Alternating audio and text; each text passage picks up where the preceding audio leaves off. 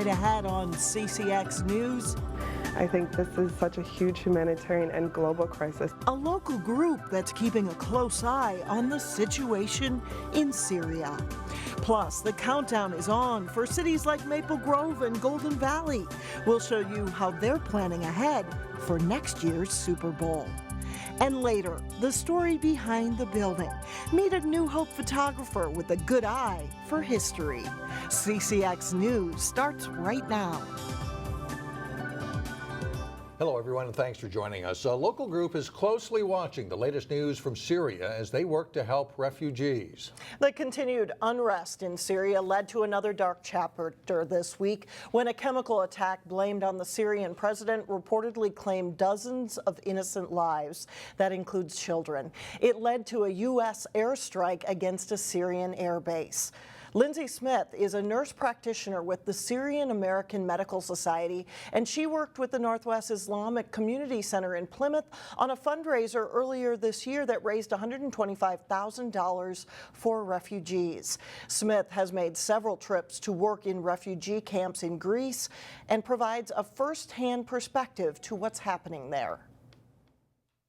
Really limited on resources. The providers from our organization, are actually several of them have been hospitalized due to the effects of the gas. I mean, it's just a disaster, but we're involved, we're trying, and we're helping people wherever we can. Smith is working to create a Syrian American Medical Society in Minnesota and plans more trips to help treat refugees in Lebanon this fall. There are local fundraisers coming up, and to learn more, you can check out our website at ccxmedia.org. Beginning in July, it will be legal for liquor stores in Minnesota to open on Sunday, and one unanswered question is how many will actually do that. Local cities that own municipal liquor stores are considering their options. Brooklyn Center officials say if they stay closed on Sunday, customers would have an incentive to shop elsewhere, including big box stores that supported the Sunday liquor legislation. One disadvantage is the unknown. Without any history, nobody knows what Sunday sales will be. The Brooklyn Center will consider what to do at Monday's City Council meeting.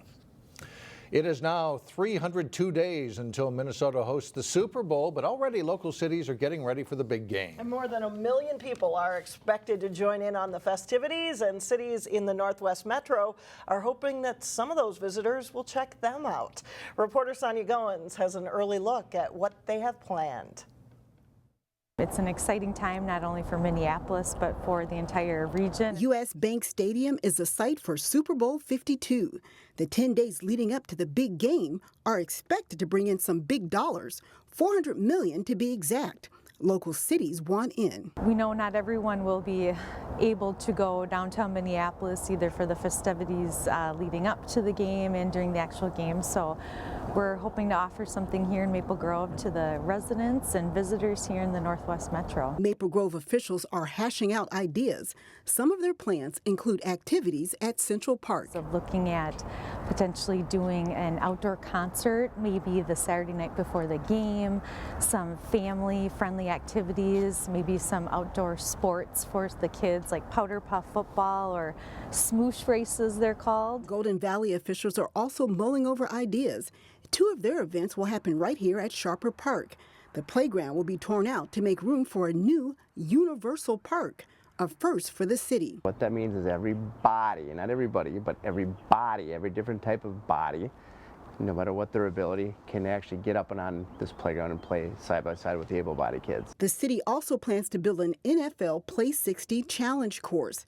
It will have all kinds of interactive gadgets, including 2 40-yard dash courses. Golden Valley-based Minnesota-Wisconsin Playground is constructing both projects. It's supposed to be American Ninja Warrior meets NFL Draft Combine, complete with 3 timers. So you, just like American Ninja Warrior, you press the button and the timer starts, and when you finish, you press the button. Meanwhile, neither Golden Valley or Maple Grove can plan for the weather. Both cities are hoping to score a touchdown with Mother Nature. We're in Minnesota and we have no idea what the weather is going to be like. It could be 0 or it could be, 35 the day of the game. Both Golden Valley and Maple Grove will use grants and fundraisers to help with the costs of their projects. Brooklyn Center is again reaching out to residents who have complained about the quality of the city's drinking water. The city started receiving complaints after a new water treatment plant began operating last January. It was built to remove high levels of manganese, which studies have shown to be dangerous to infants and the elderly. Well, right now, the city uses chlorine to disinfect the water, and city officials recently sent out a letter to about 120 residents who say the water tastes and smells like bleach. We're erring on the side of making sure that we've got enough chlorine in, that it's safe, it's drinkable, and so far that's where we're at. And the mayor says it's going to take some time to figure out the right combination of chemicals to treat the water. The city is also considering switching to another system that uses a combination of chlorine and ammonia, but EPA officials are currently studying whether the process is safe. If you take Highway 169 to work, expect major traffic backups starting on Monday. Highway 169 will be reduced to a single lane in each direction between the 5th Street Lincoln Drive exit in Hopkins and I-394. The lane reduction is necessary as crews start resurfacing the road, and we'll have to get used to that single lane traffic. It will remain this way through October. Keep in mind, both directions of Highway 169 remain closed at the Minnetonka-Edina border to replace the 9 Mile Creek Bridge. Osseo may take a step forward toward redeveloping Boerboom Veterans Memorial Park. The park would more than double in size to a full city block. After meeting with residents, a consultant has 3 concept plans that will be presented to the City Council on Monday. The consultant says residents have an appreciation for memorial monuments and performances that are currently held at the park, but they also say there should be a play area, a water feature, and more open lawn space. And they hope to narrow it all down to a single concept. Still ahead on CCX News, a New Hope photographer with a story behind every building and the pictures to prove it. Plus, in sports, we'll have a season preview of the Park Center and Cooper baseball teams. But first, a weekend that will feel like early summer, sunny and 70s on Saturday. If you've ever wandered by an old building and wondered what's the story behind it, this story's for you. That's right. New Hope photographer and storyteller Doug Oman combines his love of photography and history to document some of Minnesota's landmark buildings. For me, the camera is just the vehicle to a story.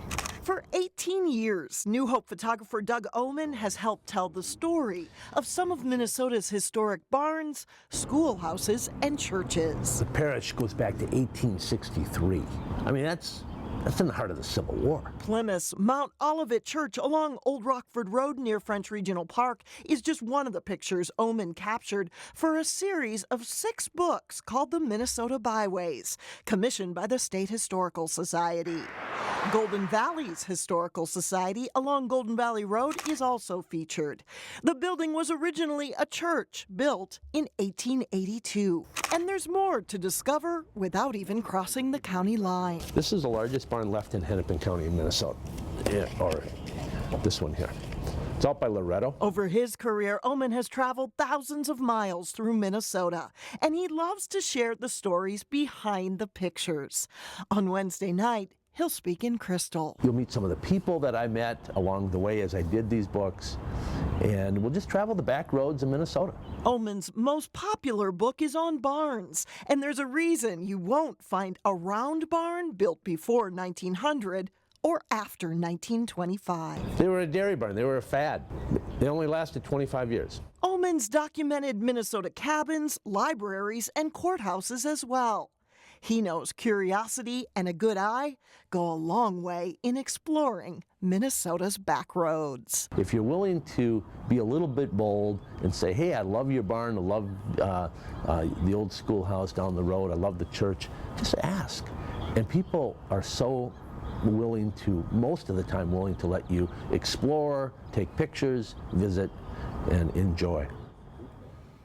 Doug Oman will be speaking Wednesday evening at the Crystal Community Center starting at 7 o'clock. Coming up, is it a photo or a painting? We'll find out in Weekend Showcase. But first, Champlain Park's McKinley Wright has officially presented the Mr. Basketball Award. Jay Wilcox was there and has more next in sports.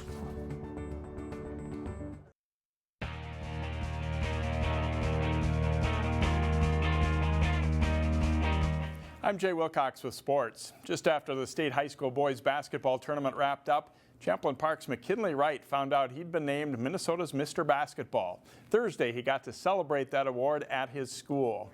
With teammates, friends, family, and coaches looking on at Champlain Park, Wright was officially presented with the Mr. Basketball Award.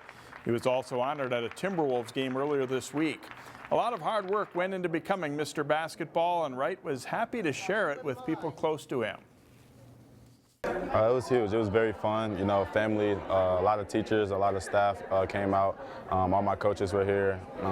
Family came in from out of state just to see this type of deal. They know how big it is, how much it means. So it was really fun. Wright is the Rebels' second Mr. Basketball winner in the past 3 seasons. JT Gibson won it in 2015. Wright has now reopened his college recruiting after being released from his letter of intent to Dayton after Dayton's coach went to Indiana.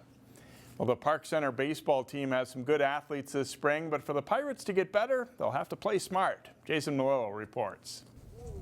Park Center won just 4 games last season, but head coach Nathan Johnson says there's a lot to build on. What we found is we are in a lot of close games. We lost either 1-0 to Champlain Park that played in the state championship game, and that was an unearned run. We lost to Coon Rapids, traditionally a really good program, 2-0, 2 unearned runs. So it's really just continuing that solid pitching, good defense, but kind of adding some timely hitting, getting guys on base. Another key for the Bucks will be staying focused for all 7 innings. They struggled with that last season, especially in some of those close losses. I think it's just a mental barrier that we have to find a way to get through. I know we have talent here, and all of us are capable of doing good things on the field. It's just a matter of clearing our minds mentally, being able to go out here and execute every day. I think we just have to learn how, when we have those tight games, got to learn how to win them, because that's something we struggle with. Just got to work on getting tougher and know what to do in tight situations. On the mound, Park Center will be young, but should have a solid rotation. At the plate, the Pirates won't have a lot of power, so they'll have to be smart on the bases and manufacture runs. We might have to, do creative things on the bases, put guys in action, maybe bunt a little bit more than maybe we'd like, but yet still be careful to not take away from a big inning. As long as we can play small ball, get a few hits here and there, and maybe throw in a couple doubles, triples, we'll get things going from there. Jason Malillo, CCX Sports. The Pirates open the season Friday evening at St. Louis Park. Their home opener and conference opener is Monday against Andover.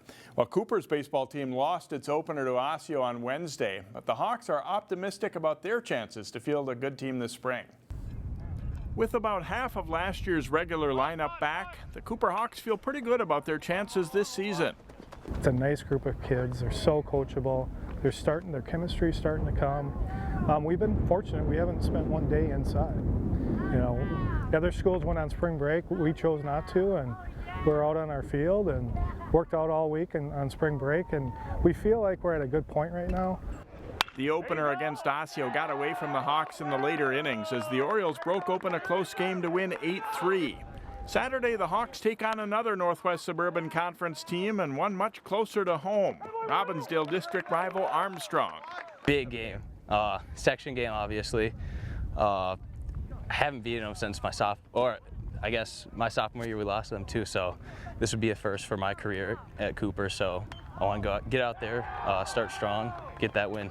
Pitching is always a key, and the Cooper guys are intrigued about their staff this spring. Yeah, there's a lot of potential. A lot of our pitching staff is young guys. They're all learning how to throw that breaking ball, get it down in the zone, really get ahead in the count. So, one thing the Cooper guys have vowed, to be a team through the ups and downs of a season. Growth with guys, minimal errors. That's what we're shooting for. We want to just keep tacking on runs every game. Wins come with everyone playing loose and having fun. So I'd like to obviously see wins. Everyone hates losing, but everything comes together, and we'll hopefully see wins in the long run.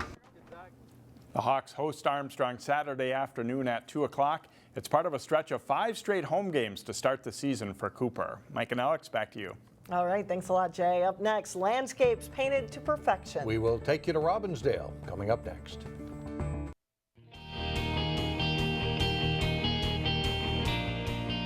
Those kids are going to be so excited tomorrow, especially when they get over to the bikes. For Shirley Cox and other volunteers, Saturday will be a fun day to see hundreds of kids filled with smiles and surprises. We caught up with Shirley at Robbinsdale City Hall as she was helping to get prizes ready for this year's spring egg hunt in Robbinsdale.